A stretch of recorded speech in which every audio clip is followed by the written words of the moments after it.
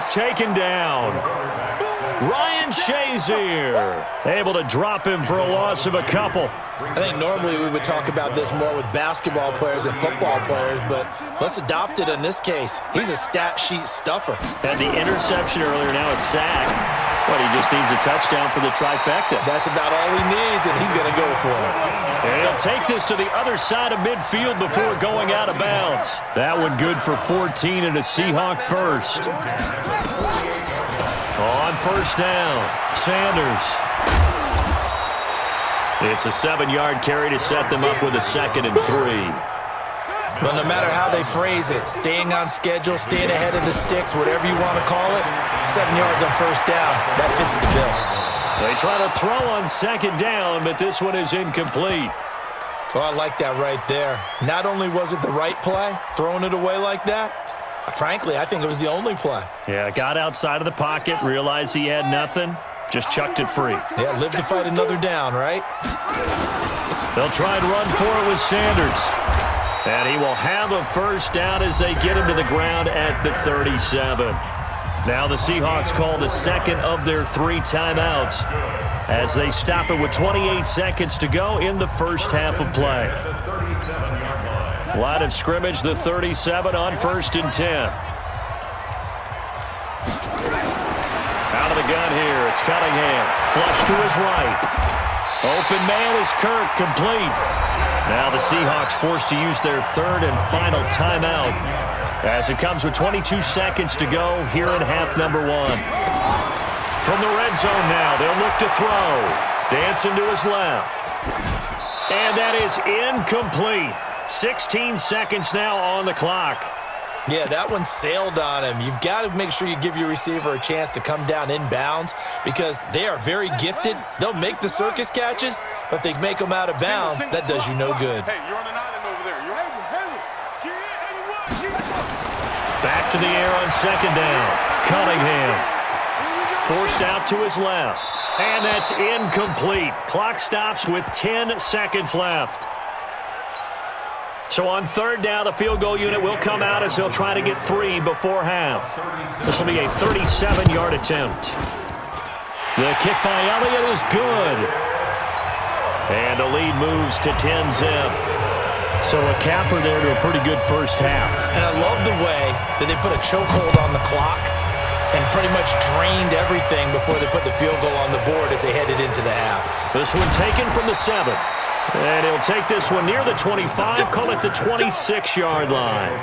First and 10 at their own 26-yard line. The offense now at the line, ready for their next drive. Time here for likely one play, then off to the locker room, and they're going to have some adjustments to make. They certainly will, and I think a lot of people are thinking to themselves, all right, take the knee, get out of here, regroup. But how will the head coach and his staff approach halftime? Will it be angry? Will it be clinical? Will they be calm? Will they just let it all out? Who knows? I'd love to be a fly on the wall for this one, though. Both teams appear ready for the fight ahead, and we resume action here in quarter number 3.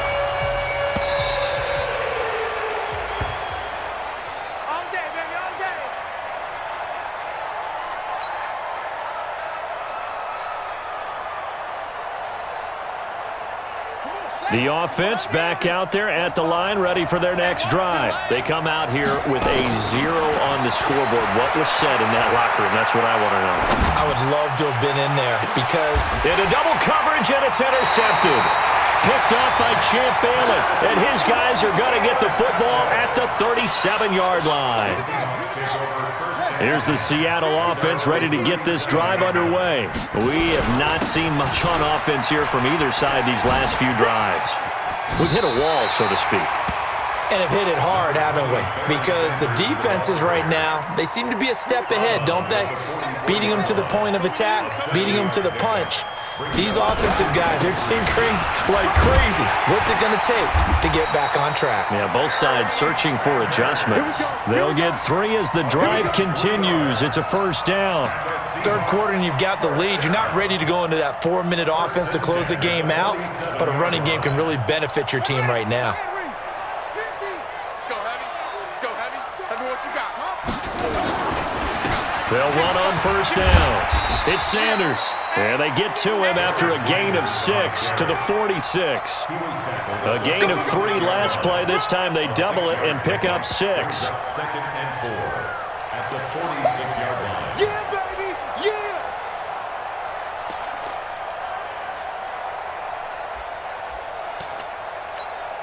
The last run got 6. Now 2nd and 4. Here's Cunningham. That's going to be caught by Kirk. And he's got this down a yard or 2 shy of the 40 before he's out of bounds. A gain of 5, good enough for the first down. Cunningham now 9 of 15 throwing the ball, 60%. And it's 1st and 10. Mike's 50, Mike's 50. Switch up. Now this time he'll look to throw. Buying time to his left. And he'll toss this one incomplete. Seeing no options, he throws it away. Ball on the 42 as they come up 2nd and 10. They go back to the ground with Sanders. And very little there. He might have gotten a yard. Yeah, I think he got a yard to the 41. And this is why aggressive defensive coordinators love to blitz. It wreaks havoc because they end up taking their attention to the blitzers, freed up the D lineman to make the play. On 3rd down, Cunningham. Nowhere to escape, and he goes down. The sack by T.J. Watt, or as his mother Connie calls him, Trent Jordan Watt. And when you go 5 wide like they just did there, you can't really max protect, can you? No, you cannot. What you're hoping is that by going 5 wide, you're forcing the defense into coverage. And if you do that, you get a chance to find some people downfield. But if they audible themselves and go into a blitz, then it's got to happen right now. Or lights out. Or exactly right. Turn them out. That play's over. Good starting field position for them here as they come up 1st and 10. Just shy of midfield at the 48. They'll try and get the running game going with Bell. And they'll get him down as he's inside the 40. Solid way to start the drive. 13 yards, picking up the first. Those are the types of runs they told us they want to see more of. Look, they love the 60 to 70-yard runs, but those 10 to 20-yarders, they can help you win a ball game. And that means everyone's invested because you know the big guys up front. That's what they do. They try and move people.